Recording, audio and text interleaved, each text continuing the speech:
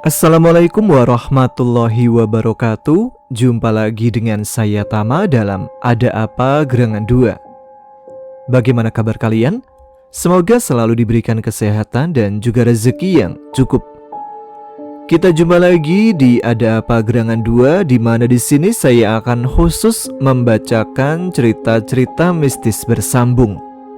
Dan kali ini kita akan lanjut cerita pendakian mistis ke Gunung Salak yang dilakukan oleh Ari serta kedua temannya bersama salah satu saudaranya yang bernama Mamat. Dalam pendakian mereka kali ini terjadi beberapa konflik dan juga tentunya beberapa hal mistis yang mengganggu mereka. Nah, seperti apa kelanjutan ceritanya? Langsung saja kita simak. Teman-teman, ada apa gerangan? Ceritanya mulai dari sini.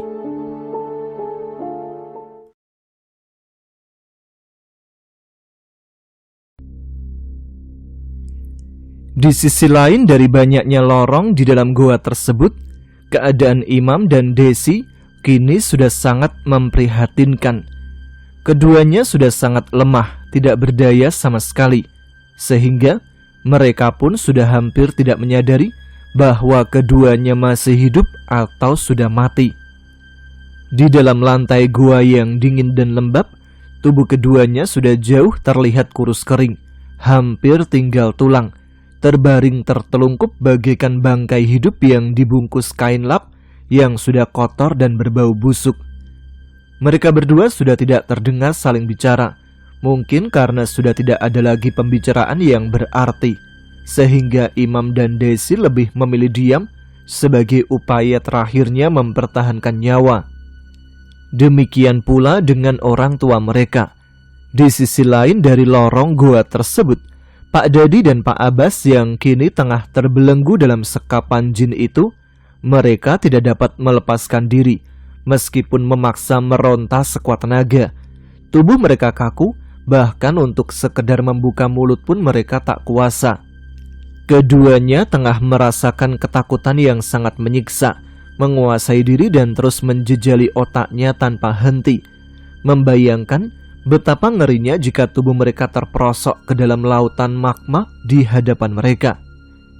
Lain halnya dengan Pak Rusman dan Kiai Santra. Keduanya masih mampu saling bicara, hanya saja tubuh mereka terikat belenggu gaib yang sangat kuat, sehingga memaksa keduanya hanya bisa diam tanpa perlawanan. Tubuh keduanya tersandar pada dinding tanah yang terasa panas. Di depan mereka berhadapan langsung dengan mulut jurang lautan magma. "Astagfirullah, di mana kita?" ujar Pak Rusman yang baru saja sepenuhnya sadar. Dia terkejut ketika kedua matanya terbuka dan dihadapkan pada pemandangan yang mengerikan. Matanya terbelalak kala menyaksikan letupan cairan api yang sesekali menyembur ke udara. "Kiai, bangun Kiai," panggil Pak Rusman seraya menatapnya. Kiai Santra yang sebenarnya sudah siuman, namun merasa tubuhnya sangat lemah, dia menggeliat ketika mendengar panggilan dari Pak Rusman. "Astagfirullah, apa mungkin kita akan ditumbalkan juga? Dasar iblis!" ujar Kiai Santra dengan mata terbelalak. Dia pun berusaha mundur dalam posisi terikat. "Apa kau tahu tempat ini, Kiai?" tanya Pak Rusman seraya memperhatikan lautan lahar tersebut. "Tentu saja aku mengetahuinya. Itulah yang disebut pusaran gunung. Manusia biasanya menyebutnya magma. Dan saat ini kita sedang disekap di jurang pipa Kapundan," jawab Kiai Santra. "Kurang ajar, jin itu harus menerima pembalasannya," ujar Pak Rusman sangat marah. "Mamat, di mana dia? Kenapa belum juga datang menolongku?" ujar Pak Rusman yang menanti Mamat untuk menolongnya. "Aku yakin anakmu tidak akan mudah untuk menemukan kita. Mereka pasti akan menghadangnya." "Kau benar, mereka pasti akan melakukannya. Semoga saja Mamat bisa mengatasinya." "Ya Allah, aku mohon perlindunganmu." "Aku tidak terlalu yakin anakmu akan mampu bertahan dari serangan mereka. Kita sudah merasakannya sendiri bagaimana kekuatan iblis-iblis itu. Dan aku yakin itu belum seberapa, ujar Kiai Santra. Apa maksudnya? Mereka akan bisa menghancurkan kekuatan kalung yang dipakai anakku? Tanya Pak Rusman. Dia selama ini percaya bahwa kalung itu akan bisa melindungi Mamat. Sebenarnya lebih dari itu. Aku berharap kekuatan yang lebih besar datang membantu kita. Karena aku rasa kekuatan jin itu sudah jauh lebih tinggi, jawab Kiai Santra, seolah kekuatan di pihaknya tidak cukup kuat untuk mengimbangi jin penguasa gua tersebut. Maaf, aku masih belum mengerti maksudmu. Bukankah dulu kau sendiri ikut membantu mendiang ayahku mengalahkannya? Tanya Pak Rusman lagi dengan kening yang nampak berkerut. Aku merasakan sekarang kekuatannya sudah jauh lebih tinggi. Karena semenjak itu, dia sudah berkali-kali membuat persembahan. Dia sudah bersekutu dengan banyak manusia, sehingga dengan mudah mendapatkan tumbal untuk memperkuat dirinya. Apakah maksudnya setiap kali dia membuat persembahan, kekuatan jin itu terus bertambah? Ya, tentu saja. Dia akan semakin kuat. Tetapi sebenarnya jin itu tidak membutuhkan apapun dari manusia yang ditumbalkan. Hal itu dilakukan hanya untuk menyesatkan manusia. Sedangkan kekuatan yang bertambah bukanlah karena nyawa, tubuh atau darah dari tumbal tersebut. Tapi dengan semakin sukses dia banyak menyesatkan manusia, maka dia akan semakin diakui hebat dan dekat dengan para jin seperti Ifrit. Karena bagi jin-jin kafir itu merupakan suatu pencapaian, sehingga dia akan semakin kuat karena banyaknya bantuan, jawab Kiai Santra menjelaskan. Apakah itu artinya kita akan berhadapan dengan lebih banyak lagi dari komplotan mereka, raja-raja jin? Tanya Pak Rusman seraya mengerutkan keningnya. Ya, karena aku sangat yakin jika jin itu sudah punya banyak bantuan. Apalagi jika nanti malam jin itu berhasil melakukan persembahan, maka kita bukan hanya akan kehilangan nyawa, tapi kesempatan kita juga akan semakin jauh untuk bisa mengalahkannya. Karena kekuatannya akan jauh semakin tinggi berkat bantuan yang akan berdatangan. Maka hati-hatilah, dia pasti akan berjuang mati-matian untuk menghadang siapapun yang mengganggu momen yang sudah lama dinantikannya. Atau bisa-bisa malah nyawa kita semua jadi taruhannya, jawab Kiai Santra mewanti-wanti. Aku paham sekarang. Jadi begitu cara mereka dapat kekuatan. Lantas, untuk apa sebenarnya dia terus meningkatkan kekuatannya? Bukankah selama ini penguasa gua itu tidak sulit untuk menyesatkan banyak manusia dengan mudah? Tentu saja untuk mengalahkan para jin yang beriman. Karena meskipun jumlahnya lebih sedikit, tetapi kekuatan jin-jin tersebut jauh di atas raja-raja jin jahat. Dan alasan tepatnya adalah penguasa gua itu memang masih sangat marah atas kekalahannya dulu. Mereka adalah makhluk yang pendendam. Maka dari itu, dia terus berusaha untuk memperbesar kekuatannya dan bermaksud menuntut balas. Apa kau yakin jika selama ini dia berusaha menambah kekuatannya hanya untuk membalas dendam pada keturunan ayahku? Tanya Pak Rusman lagi dengan wajah tampak tegang. Ya, dia ingin kembali menjadi penguasa di gunung ini. Dia ingin menegaskan bahwa tidak ada satupun yang bisa mengganggunya. Kalau begitu, apakah kau tahu bagaimana agar bisa mengalahkan mereka? Tanya Pak Rusman lagi. Aku yakin jika Allah menghendaki, kalung itu akan segera bersatu, dan aku akan kembali masuk ke dalam tongkat sakti ayahmu. Maka kesombongan mereka akan terbungkam selamanya. Pak Rusman nampak menganggukkan kepalanya sambil membayangkan bagaimana saat semua itu terjadi. Oh iya, Sebenarnya aku ingin bertanya satu hal yang membuatku tidak mengerti. Kenapa kau tidak mewarisi semua ilmu itu?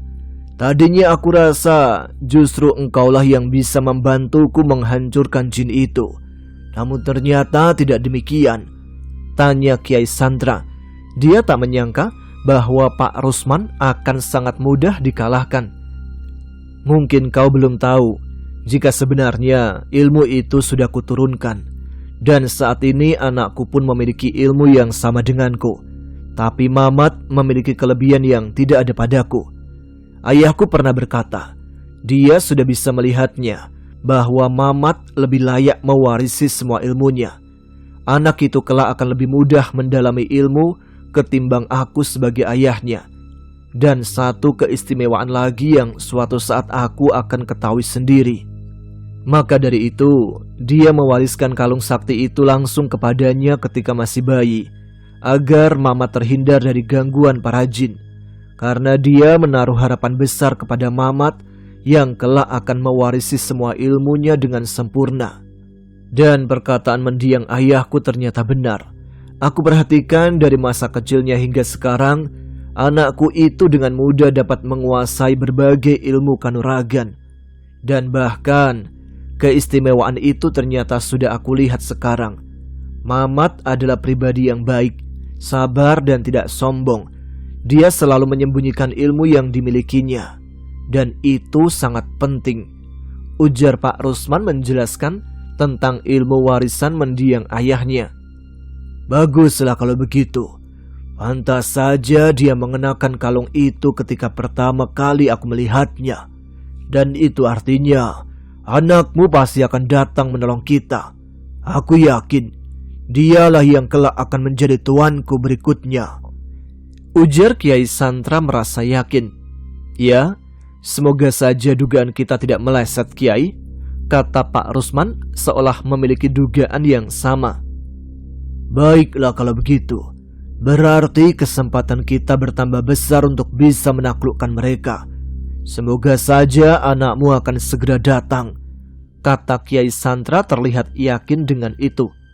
Amin, sahut Pak Rusman dengan singkat.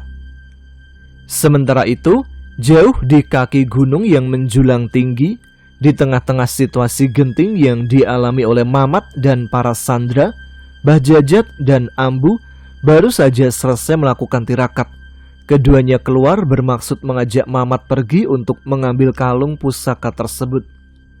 Atang dan Deden terlihat senang karena akhirnya Ambu dan Abah sudah selesai melakukan tirakat.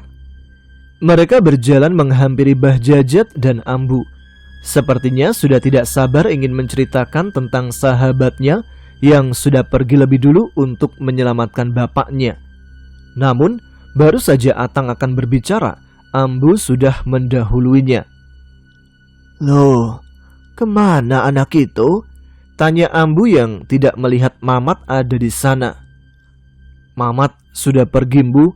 Tadi dia mendapatkan bisikan dari kakeknya bahwa bapaknya dalam keadaan bahaya dan dia diperintahkan untuk segera menolongnya, jawab Atang menjelaskan. Waduh, terus bagaimana sekarang, Bu? Tanya Bahjajat terlihat panik. Sudahlah, tidak apa-apa. Keselamatan Pak Rusman lebih penting. Dan itu berarti Ambu harus menyusulnya setelah berhasil mengambil kalung itu. Semoga saja belum terlambat. Apakah kalung itu tidak bisa pergi begitu saja dan menemui pasangannya? Tanya Bahjajat penasaran. Tentu saja bisa, Bah. Tetapi karena Ambu yakin kalau Mamat sekarang sedang berada dalam kepungan jin, jadi Ambu khawatir kalung itu akan jatuh ke tangan mereka dan memusnahkannya. Dengan demikian, maka sampai kapanpun kalung itu tidak akan bisa bersatu. Maka berakhirlah sudah ilmu warisan turun-temurun itu. Dan jin penguasa gua itu tidak pernah bisa dikalahkan. Jawab Ambu menjelaskan kenapa kalung itu harus mereka antar. Oh, begitu. Berarti mereka akan berusaha merebutnya dari kita? Iya, Bah. Jika mereka mengetahui kalung itu ada pada kita, maka mereka akan berusaha merebutnya. Maka dari itu, hati-hatilah, perjalanan kita ini sangat berbahaya. Dan misi ini sangat menentukan nasib semuanya. Kita akan menang atau semuanya mati di tangan iblis itu. Jawab Ambu kembali menegaskan bahwa perjalanan mereka adalah misi yang sangat menentukan. Sudahlah, kita tidak punya banyak waktu. Sebaiknya kita segera bersiap. Dan sekarang, kalian berdua lebih baik pulang, karena Ambu dan Abah akan segera pergi untuk mengambil kalung itu. Dan kemungkinan tidak akan kembali ke rumah. Kami akan langsung pergi menyusul Mamat. Kata Ambu menyuruh kedua sahabat Mamat untuk pulang, karena Ambu dan Abah akan segera berangkat.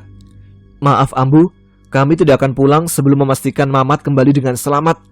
Jadi izinkan kami ikut dengan Ambu dan Abah, kata Atang yang enggan untuk pulang ke rumahnya sebelum memastikan Mamat selamat. Kalian memang sahabat yang baik, tapi ini keadaannya sangat gawat. Ambu khawatir justru ini akan mengancam nyawa kalian. Jawab Ambu yang terlihat tidak mau mengambil resiko. Tidak Ambu, kami akan ikut membantu, sahut Atang yang sangat ingin membantu dalam misi tersebut. Sudahlah nak, Abah rasa ini terlalu berbahaya untuk kalian. Lebih baik kalian pulang dan bantulah dengan doa. Tidak bah, apapun resiko yang kemungkinan akan menimpa, kami sudah siap meskipun nyawa taruhannya. Mamat itu sahabat kami dari kecil. Kami sudah terbiasa saling bantu dalam segala hal. Maka tidak patut rasanya jika kami hanya diam diri dengan kejadian yang menimpa Mamat dan keluarganya. Ya enggak? Timpal Deden dengan lantang. Dia merasa harus membantu Mamat dengan segala resikonya. Atang nampak terkejut melihat sikap Deden yang tidak biasa. Dan dia tidak menyangka bahwa orang pendiam seperti Deden ternyata menyimpan sikap yang tegas dan pemberani. Baiklah kalau begitu, Ambu tidak bisa memaksa kalian, ujar Ambu seraya pergi masuk ke dalam rumah untuk bersiap-siap segera berangkat. Beberapa menit kemudian, Ambu dan Bah Jajat kembali keluar dari rumahnya. Bah Jajat berjalan menghampiri Atang dan Deden. Simpanlah ini oleh kalian sebagai bekal, karena perjalanan kita sangat berbahaya. Yang akan menghalangi kita bukan medan yang terjal lagi, bukan semak dan duri yang tajam, bukan cuaca dan badai, tapi iblis yang tidak terlihat. Jadi hati-hatilah, ujar Bah Jajat berpesan pada keduanya sambil memberikan sesuatu sebagai pegangan. Apa ini Bah? Dan bagaimana menggunakannya? Tanya Deden nampak kebingungan ketika secari kain merah diberikan oleh Bah Jajat. Udah, simpan aja Den, itu jimat tahu, kata Atang seraya menyimpan kain jatahnya ke dalam tas kecil. Hus, siapa yang bilang itu jimat? Dalam agama kita tidak ada jimat-jimatan. Itu hanya kain biasa. Sudahlah, simpan saja. Yang penting jangan sampai hilang. Ayo kita berangkat sekarang, ujar Ambu menepis prasangka Atang seraya mengajak semuanya untuk segera berangkat.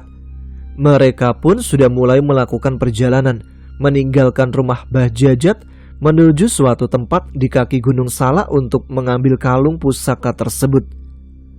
Di sepanjang perjalanan, Atang dan Deden terlihat sibuk membicarakan sesuatu, dan rupanya Bah Jajat mendengarnya. Ternyata keduanya masih memperdebatkan kain itu. Kalian masih penasaran ternyata.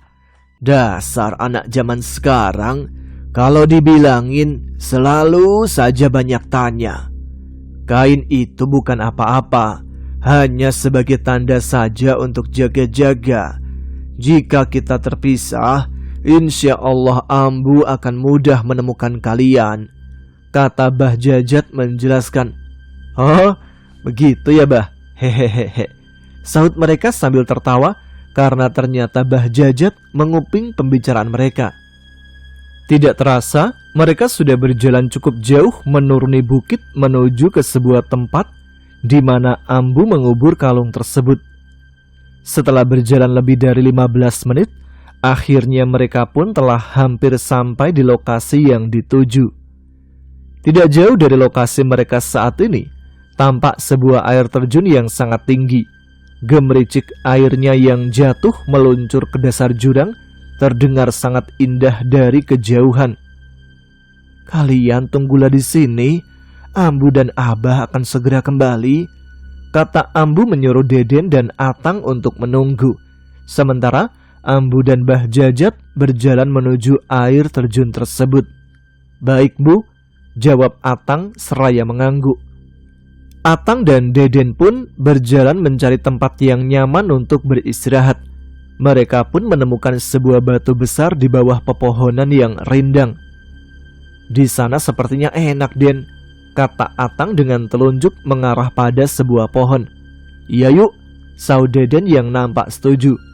Keduanya berjalan menghampirinya, dan mereka berteduh di atas batu sambil menikmati keindahan yang disuguhkan alam di depan pandangan mata mereka.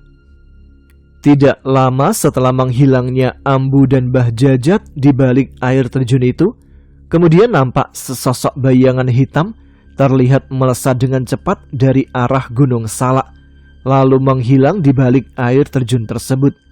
Dan itu artinya tidak lama lagi kalung tersebut akan segera bangkit. Sementara itu, perjalanan Mamat dalam menemukan para sandera sampai detik ini belum juga membuahkan hasil. Setelah cukup lama dia berlari mengitari lorong yang gelap dan lembab, akhirnya Mamat nampak menghentikan langkahnya. "Di mana mereka?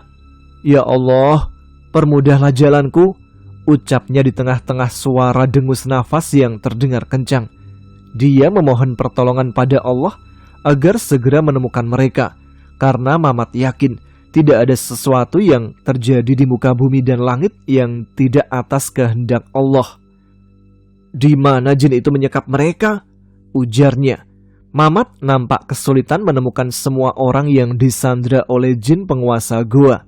Kemudian dia diam beberapa saat untuk memulihkan tenaganya. Tak lama kemudian, perlahan dia kembali melangkahkan kakinya menuju lorong gua yang lebih dalam. Tapi setelah cukup jauh dia berjalan, seketika langkahnya kembali terhenti ketika dihadapkan pada sebuah persimpangan. Dia menemukan ada banyak lorong gua di dalamnya, sehingga membuatnya bingung harus berjalan menelusuri lorong yang mana. Sementara itu, sosok bayangan hitam yang memandunya kini telah menghilang. Kodam kalung itu kini telah kembali, seiring diangkatnya kalung tersebut oleh Ambu jauh di bawah perbukitan. "Ya Allah, ini benar-benar tidak seperti dugaanku. Gua ini begitu memiliki banyak lorong yang membingungkan. Di mana iblis itu menyekap mereka?" ucap Mamat dalam hati, seraya memperhatikan satu persatu dari banyaknya lorong tersebut. Sementara itu, waktu yang terus berjalan meninggalkan jejak yang tidak akan pernah kembali, membuat Mamat semakin cemas. Mamat masih kebingungan. Dia nampak berjalan mondar-mandir di depan lorong-lorong tersebut. Sekarang, Mamat terperangkap dalam kegelisahan.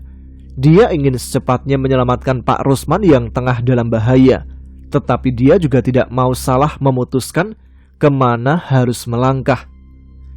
"Kalau aku sampai salah memilih jalan, maka akan semakin sulit menemukan mereka. Apalagi kalau ternyata di dalam lorong-lorong itu terdapat persimpangan lagi. Aduh," gumamnya memegangi keningnya. Di tengah kebimbangan yang semakin menyiksa pikirannya, tiba-tiba saja terdengar seseorang dengan suara wanita tua memanggilnya. "Hei anak muda!" Suara seseorang terdengar memanggilnya dari arah belakang, memecah keheningan suasana gua. Sontak membuat Mamat terperanjat. "Astagfirullah, tunggu sebentar," ujar Mak Suti yang berjalan cepat menuju ke arahnya, diikuti oleh Arya Pranata. Mamat diam sambil memperhatikan mereka. Saat melihat siapa yang datang menghampirinya, dia sudah menduga bahwa mereka akan kembali berusaha menyerangnya. Tetapi dilihat dari gelagat keduanya, Tidak nampak tanda-tanda bahwa mereka mempersiapkan sesuatu untuk menyerang. Justru malah terkesan sebaliknya. Mereka terlihat sangat ramah. Aku harus hati-hati. Jangan-jangan mereka akan mencoba bersiasat, gumam Mamat berbicara pada diri sendiri. Ketika keduanya semakin dekat, tiba-tiba Maksuti menghembuskan sesuatu dengan cepat, sehingga Mamat pun tidak menyadarinya karena terlalu fokus menatap wajah keduanya. Kali ini kau tidak akan bisa lolos, gumam Maksuti yang merasa ilmunya sudah terserap di tubuh lawannya. Rupanya memang benar, Maksuti tengah berusaha menggunakan cara lain untuk melenyapkan Mamat. Dia susupkan ajian hipnotis sebagai cara lain untuk menaklukkan Mamat. Maaf nak, Mak hanya ingin memberitahumu bahwa tempat ini bukanlah tempat yang baik untuk manusia. Sebaiknya cepatlah kembali. Di dalam sana banyak dipenuhi makhluk-makhluk menyeramkan. Mereka akan membunuh siapapun yang mengusiknya, ujar Maksuti, terlihat seolah mengingatkan Mamat. Maaf jika saya menganggap perkataan nenek itu sebagai lelucon. Bukankah nenek itu salah satu dari mereka? Timpal Mamat yang merasa geli dengan perkataan Maksuti. Sialan, kuat sekali bocah ini. Rupanya jampi-jampiku belum bereaksi, gumam Maksuti yang merasa sudah tidak sabar ingin memperdayai Mamat. Nenek sudah mengira kau pasti berpikiran seperti itu. Tapi ketahuilah bahwa sebenarnya nenek dan murid nenek ini hanya pura-pura ada di pihak mereka. Padahal nenek hanya berusaha menolong kamu nak. Percayalah, kata Maksuti terlihat begitu berharap dengan memasang wajah yang ramah. Maaf nek, saya memang sengaja datang kemari untuk menghabisi mereka. Kalau nenek memang benar berada di pihakku, bantulah saya menghabisi iblis-iblis itu, kata Mamat yang mulai sedikit terpengaruh dengan perkataan Maksuti. Maksuti dan Arya tersenyum senang karena akhirnya cara mereka terlihat hampir berhasil mempengaruhi Mamat. Mereka memang sedang berusaha untuk menjauhkan Mamat dari gua tersebut agar rencana keduanya berhasil. Tentu saja nak, kami ada di sini memang sengaja untuk membantumu. Tapi percayalah, meskipun kami membantumu, tetap saja kita tidak akan bisa mengalahkan semua iblis yang bersemayam dalam gua ini. Sebaiknya, marilah kita kembali. Pergi jauh-jauh dari gua terkutuk ini, sahut Maksuti terus berusaha membujuk Mamat untuk pergi meninggalkan gua. Maaf, saya rasa itu tidak mungkin nek. Saya harus menyelamatkan bapak saya dan teman-teman saya yang disekap di gua ini oleh iblis jahanam itu, timpal Mamat yang tetap teguh pada tujuannya. Mereka tidak ada di sini. Percayalah, iblis itu berusaha membohongimu. Ayolah, sebelum iblis itu kembali, kata Maksuti sedikit memaksa. Lalu, siapa kalian sebenarnya? Saya tidak mengerti kenapa kalian ada di sini, dan dari mana kalian tahu bahwa saya akan pergi ke gua ini? Tanya Mamat nampak mendesak mereka. Mamat memang belum pernah bertemu, apalagi mengenalnya. Kurang ajar, kenapa sihirku tidak begitu berpengaruh kepada bocah ini? Gumam Maksuti yang merasa ilmu hipnotisnya tidak sepenuhnya mempengaruhi Mamat. Maksuti dan Arya Pranata terlihat sedikit gugup. Keduanya bingung harus menjawab apa.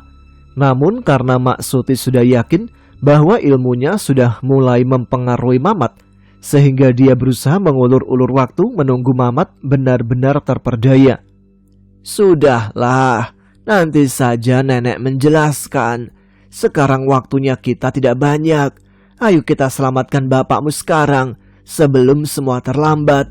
Mereka saat ini sedang disekap di bukit sana, jawab Maksuti seraya menunjuk ke arah luar gua. Mamat diam sejenak karena merasa pikirannya tak menentu. Lambat laun, pikirannya langsung tertuju pada bapaknya, sehingga dia tiba-tiba percaya begitu saja dengan ucapan Maksuti. Baiklah, sekarang antar saya ke sana nek. kata Mamat begitu bersemangat. Mak Suti dan Arya Pranata tersenyum lebar karena usahanya mempengaruhi Mamat akhirnya berhasil. Keduanya tidak mau membuang waktu lagi dan segera bergegas mengajak Mamat untuk pergi. Mak Suti nampak berjalan di depan seolah memandunya, sementara Arya Pranata berjalan di belakang Mamat. Mereka bertiga berjalan dengan cepat menuju keluar gua. Mamat berjalan dengan semangat. Dari sikapnya, dia tidak menunjukkan lagi rasa kecurigaan kepada kedua orang tersebut. Malah lebih nampak seperti sedang berjalan dengan sahabatnya. Perlahan-lahan, langkah mereka mengantarkannya pada lorong gua yang lebih terang. Dan lambat laun cahaya pun terlihat dari kejauhan. Tidak lama kemudian, mereka bertiga pun telah hampir sampai di mulut gua. Kemudian Mak Suti yang baru saja lebih dulu sampai, ia berdiri di bibir jurang yang sangat dalam dan curam, tepat di bawah pijakannya. Lihatlah bukit itu, di sanalah mereka sekarang berada. Jin itu menyekap ayahmu dan yang lainnya, kata Mak Suti seraya menunjuk ke arah perbukitan sambil menoleh ke belakang. Mamat yang baru saja sampai berdiri tidak jauh di samping Mak Suti. Dia pun langsung fokus menatap ke arah telunjuk Mak Suti. Apa maksud nenek? Di sana juga ada goa? Tanya Mamat sambil mengerutkan keningnya. Dengan sudut matanya berkerut memperhatikan bukit tersebut. Mamat yang sedang fokus tidak menyadari bahwa Mak Suti sudah beranjak melangkahkan kakinya dengan senyap. Sekarang Mak Suti dan Arya sudah berada tepat di belakangnya. Keduanya sudah siap mendorong tubuh Mamat ke jurang yang dalam tersebut. Alih-alih mendapat jawaban dari Mak Suti, Mamat justru dibuat terkejut saat merasakan tubuhnya didorong sekuat tenaga oleh keduanya. Mamat pun dengan mata terbelalak berteriak. Namun anehnya, walaupun didorong dengan sekuat tenaga, tubuh Mamat tidak goyah sedikit pun, seakan kakinya menancap kuat di atas tanah. Mereka berdua yang melihatnya sangat terperangah, karena seketika tubuh Mamat memancarkan cahaya biru. Brengsek, rupanya bocah itu punya ilmu yang sangat hebat, kata Mak Suti tercengang ketika melihat musuhnya yang diselimuti cahaya yang melindunginya. Mamat seketika menoleh ke arah mereka berdua. Gestur tubuh Mak Suti dan Arya nampak panik. Dengan mata yang liar memandang ke segala arah, mereka bingung harus kemana melarikan diri. Keduanya pun lari terpontang-panting mencoba menghindar sejauh mungkin. Keduanya meyakini betul bahwa Mamat akan sangat murka, sehingga Mak Suti dan Arya Pranata tak bisa membayangkan bagaimana amukan Mamat kepada mereka. Beberapa saat kemudian, sosok tubuh mereka pun sudah tidak nampak lagi. Keduanya dengan cepat menghilang di telan kegelapan goa yang sangat pekat. Mamat yang baru saja kembali terlihat berdiri menatap tajam ke lorong goa tersebut. Iblis-iblis laknat, jangan sembunyi kalian, dasar pecundang, kata Mamat dengan teriakan yang kencang. Amarah yang tidak lagi terbendung terlihat jelas di wajahnya. Seketika dia berlari secepat kilat, bak angin yang berhembus kencang menyeruak ke dalam gua. Dengan sekejap, Mamat sudah berdiri di depan Mak Suti dan Arya yang tengah berlari. Berhenti, dia ada di depan kita, kata Mak Suti seketika menghentikan langkahnya. Lalu dia mundur secara perlahan. Sebelah tangannya nampak terbentang menyapu tubuh anak buahnya, seolah menahan laju langkah Arya. Gimana ini, Mak? Ujar Arya Pranata di sela-sela nafas yang tersengal. Kini mereka akhirnya kembali berpapasan tepat di ujung lorong gua sebelum persimpangan. Untung saja Mamat segera berhasil mengejarnya. Kalau tidak, mungkin keduanya akan masuk menerobos lorong-lorong yang membingungkan itu. Silakan, sekarang kalian mau berkata apa lagi? Kata Mamat yang berdiri tepat tidak jauh di depan keduanya.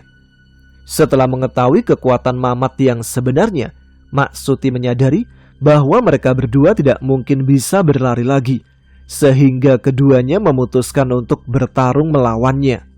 Seketika Arya Pranata melompat memulai serangan. Dengan cepat, dia mengarahkan sabetan goloknya beberapa kali menyasar tubuh Mamat.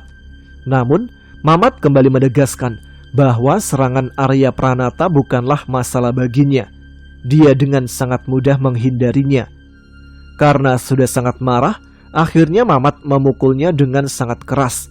Satu pukulan telak diterima Arya tepat di perutnya. Arya pun mengerang dengan keras. Tubuhnya menabrak dinding gua dengan keras setelah terhempas oleh pukulan Mamat. Tubuh Arya Pranata pun roboh bertelungkup di lantai gua. Dia memegangi perutnya. Seiring raut wajahnya yang mulai memucat, seketika darah segar pun terlihat menyembur dari mulutnya dan membasahi tanah.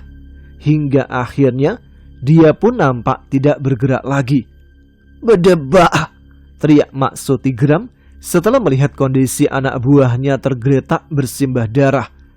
Mak Suti pun langsung menyerang Mamat dengan membabi buta. Beberapa serangan secara bertubi-tubi mengarah pada Mamat dengan sangat cepat. Mamat meloncat ke sana kemari. Hingga sejauh ini Mamat masih bisa menghindarinya. Namun sepertinya Mamat belum bersiap atau berniat membalas serangannya. "Hanya itu kemampuanmu, Nek. Sebaiknya sekarang kalian pulanglah sebelum aku berubah pikiran," kata Mamat yang terkesan sudah malas meladeni mereka. "Diam kau!" timpal Mak Suti terlihat semakin geram. Mak Suti mencoba menyerangnya kembali, namun kali ini dia menggunakan ilmu sihirnya. Beberapa hempasan ilmunya bergerak liar mengikuti pergerakan lawannya dan mendarat pada dinding gua yang disertai percikan cahaya. Mamat masih bertahan menangkis dan menghindari serangan Mak Suti. Namun, saking cepatnya serangan demi serangan yang dilancarkan, akhirnya satu pukulan ilmu sihir mengenai Mamat tepat menghantam dada kirinya. Mamat terhuyung lalu jatuh setelah menabrak dinding gua. "Aku kira kau benar-benar hebat. Ternyata ilmuku masih bisa menyentuhmu," teriak Mak Suti nampak mulai merasa percaya diri. "Baiklah, kalau itu maumu," gumam Mamat seraya berusaha bangkit. Kemudian dia kembali bersiap untuk menerima serangan berikutnya, karena Mak Suti sudah nampak akan kembali memulai serangannya. Namun kali ini Mamat sudah enggan berlama-lama. Sebelum serangan Mak Suti kembali mengarah pada tubuhnya, Mamat berlari dengan cepat. Dia melompat dan meniti dinding gua. Lalu dengan sangat cepat, satu tendangan super keras mendarat tepat di leher Mak Suti. Perempuan tua itu berteriak kesakitan seiring tubuhnya yang melayang membentur dinding gua, lalu jatuh ke lantai tanah bagaikan kapas yang tersiram air. Mak Suti nampak sudah tidak bergerak lagi. Tubuhnya tergeletak lemah tak berdaya. Lalu Mamat pergi dengan cepat tanpa menghiraukan mereka lagi. Tetapi beberapa anak buah jin penguasa gua datang dengan tiba-tiba menghalangi langkah Mamat. Dia berjalan keluar dari dalam lorong menuju ke arahnya. Kali ini mereka datang tidak sedikit, namun beberapa jin lain terlihat mengikutinya dari belakang. Sontak saja kedatangan mereka membuat Mamat terkejut sehingga langkahnya terhenti seketika. "Astagfirullah, apalagi ini?" ucapnya di sela-sela helaan nafas yang terengah. Mamat menggelengkan kepalanya. Dia merasa lelah karena halangan dan rintangan terus-menerus datang tanpa henti. Mereka benar-benar tidak mau persembahannya malam nanti akan gagal, sehingga jin itu mengerahkan segenap kekuatannya. "Kau tidak akan bisa kemana-mana, karena sebentar lagi raja-raja kami akan datang menghabisimu. Dan itu artinya kau dan ayahmu pun akan menjadi persembahan." Para jin itu seolah sudah merasa percaya diri bahwa persembahan rajanya akan berjalan dengan mulus berkat para raja jin yang akan segera datang membantunya. Namun Mamat tidak gentar dengan ancaman mereka. Dia bersiap dengan posisi tubuh yang siaga. Mamat yakin mereka tidak akan bisa menyentuhnya. Dan tidak lama kemudian mereka pun mulai menyerangnya. "Kau harus mati sekarang!" teriak komplotan anak buah jin penguasa gua. Beberapa dari mereka terlihat melayang secepat kilat menerjang tubuh Mamat. mereka mengarahkan serangan pada Mamat dengan penuh nafsu. Mamat melompat menghindar dengan cepat, dan pukulan mereka pun hanya menghantam ruang kosong, karena dengan mudah Mamat dapat menghindarinya. Kemudian serangan berikutnya datang terus-menerus tanpa jeda. Namun, serangan demi serangan yang dilancarkan oleh jin-jin itu tidak ada satupun yang membuat Mamat merasa kesulitan untuk menghindar. Jadi, mereka pun dibuat semakin marah. Di saat emosi mereka memuncak dan kembali terlihat akan melancarkan serangan lebih hebat lagi pada Mamat, tiba-tiba Mamat berteriak kehabisan kesabaran. Dia ingin segera menyelamatkan bapaknya, juga Imam dan Desi. Dengan langkah sangat cepat bagaikan bayangan, dia mendahului hantaman dan menghantam semua jin itu dengan pukulan ilmunya. Semua sosok jin itu pun terlihat tidak mampu menahannya, sehingga mereka terpental dengan sangat keras membentur dinding goa. Beberapa dari mereka hilang, berubah seketika menjadi asap hitam.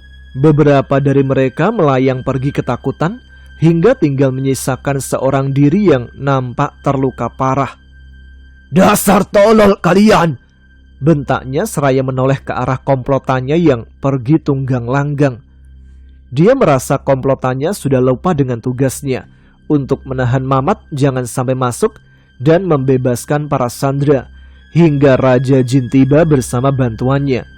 Tetapi alih-alih berhasil menahan Mamat, mereka malah telah berbuat ceroboh, sehingga kini Mamat mengetahui lorong yang mana yang mengarah ke lokasi para sandera. "Alhamdulillah, akhirnya mereka sendiri yang memberitahuku," ucap Mamat seraya memperhatikan lorong gua tersebut. Sebelum Mamat memukulkan pukulan pamungkasnya ke arah jin tersebut, namun dengan cepat jin itu pun melayang pergi menyusul komplotannya. Mamat tidak tinggal diam. Dia segera berlari mengikuti mereka, menerobos lorong goa yang semakin sempit. Dan tidak lama kemudian, tibalah Mamat di suatu ruangan yang luas dan terasa panas. Tetapi Mamat tidak menemukan kemana perginya komplotan anak buah jin tersebut. Mamat terus berjalan, hingga akhirnya sebuah pemandangan yang mengerikan membuatnya tercengang. Dia melihat lautan magma dengan api yang berkobar dari letupannya yang pecah. "Astagfirullah, tempat apa ini?" ujarnya dengan mata terbelalak. Dia sangat tidak menyangka bahwa di tengah Gunung Salak ada tempat seseram ini. Mamat tertegun sejenak, kakinya diam tak bergerak. Matanya liar memandangi setiap jengkal dari pemandangan mengerikan dari dasar magma di depannya. "Masya Allah," ucapnya seraya menggelengkan kepalanya. Mamat merasa takjub dengan mahakarya Sang Maha Kuasa. Tidak lama kemudian, Mamat kembali sadar dengan tujuan keberadaannya di sana. Dia pun mulai kembali melangkahkan kakinya, melihat ke berbagai arah, menelisik semua celah yang mungkin menjadi tempat di mana ayahnya disekap. Lalu, Mamat berkeliling mengitari tempat tersebut. Kemudian pandangannya terhenti ketika samar-samar sesuatu yang mencurigakan terlihat di pandangannya. Mamat pun melanjutkan langkahnya sambil mengendap-endap dengan kedua bola mata tetap fokus kepada objek tersebut. Dia mengira itu adalah komplotan jin tadi. Namun ketika langkahnya terus semakin dekat, akhirnya Mamat pun mengenali sosok tersebut. "Pak!" teriak Mamat secara tiba-tiba. Dia memanggil Pak Rusman dengan suara keras ketika dia menemukannya dalam keadaan terikat. Namun Pak Rusman dan Kiai Sandra nampak tidak mendengar dan melihatnya. Nampaknya ada suatu kekuatan yang tak kasat mata menghalangi keduanya. Mamat langsung berlari dengan cepat menghampiri. Tapi tiba-tiba Mamat menabrak sesuatu yang tak dilihatnya. Dia terpental seketika di saat tubuhnya hampir mendekati Pak Rusman. Mamat berteriak ketika terpental beberapa meter ke belakang. Untung saja dia tidak terhempas ke arah jurang magma. "Astagfirullah, aku ceroboh. Aku harusnya tahu bahwa jin itu tidak mungkin begitu saja menyekap Bapak tanpa perlindungan yang kuat," ujarnya berbicara pada diri sendiri. Dia sadar bahwa dirinya tidak berpikir lebih jauh. Mamat merasa pandangannya yang tertuju pada Pak Rusman membuatnya lengah. "Bismillahirrahmanirrahim," ucapnya seraya memejamkan mata. Setelah itu Mamat berteriak seraya melesat dengan satu tangan mengarah ke depan. Dia memukul pagar gaib itu dengan kekuatannya. Seketika percikan hebat pun terlihat. Namun pagar gaib itu masih terlalu kuat sehingga Mamat belum berhasil merobohkannya. Lalu dia mengulanginya lagi. Dia berteriak seraya melompat dengan cepat. Mamat menerjang di 3 titik dari arah yang berbeda. Dan seketika ledakan lebih keras pun terjadi. Akhirnya dengan kekuatan yang dia miliki, pagar gaib itu pun hancur, sehingga membuat kedua sandera itu merasa kaget. "Mat!" teriak Pak Rusman dengan spontan ketika dia melihat anaknya datang untuk membebaskannya. Demikian pula dengan Kiai Santra. Dia terlihat sumringah dan merasa bangga dengan Mamat. "Pak!" teriaknya seraya langsung berlari dan memeluknya. Namun Mamat nampak tak menghiraukan Kiai Santra yang tidak dikenalnya. "Syukurlah kau akhirnya datang, Nak. Terima kasih ya Allah," ucap Pak Rusman yang sangat senang karena yang dinantinya sudah tiba. "Aku tidak menyangka dialah calon tuanku berikutnya," gumam Kiai Santra seraya menganggukkan kepalanya. Seketika Mamat menoleh ke arah Kiai Santra. Dia mengerutkan keningnya mencoba mengingat siapa sosok tinggi besar yang baru saja berbicara. Baru saja Mamat berniat menanyakannya, Pak Rusman mendahuluinya. "Oh iya, cepatlah bebaskan kami, Nak, sebelum jin itu kembali. Tidak perlu bertanya siapa dia, nanti juga kau akan mengetahuinya sendiri," kata Pak Rusman yang baru saja menyadari bahwa sekarang bukan waktunya untuk bertanya lebih lanjut. "Iya Pak," ujar Mamat. Namun ketika Mamat hendak melakukan sesuatu untuk melepaskan belenggu dari keduanya, tiba-tiba terdengar suara angin yang berhembus. Suara tawa pun terdengar menggelegar memantul menyesaki seisi gua. Ketiganya terperangah dan dengan refleks menoleh ke arah sumber suara. "Mereka datang!" teriak Kiai Santra dengan wajah panik. Tidak lama kemudian asap hitam masuk dan mengepul mengisi setiap ruang kosong di dalam ruangan itu. Lalu nampaklah sosok-sosok tinggi besar mengelilingi mereka. Mereka terlihat menyeramkan dengan wujud yang berbeda-beda, sehingga ketiganya tercengang melihat pemandangan tersebut. "Celaka! Mereka ini adalah para raja-raja jin di Gunung Salak."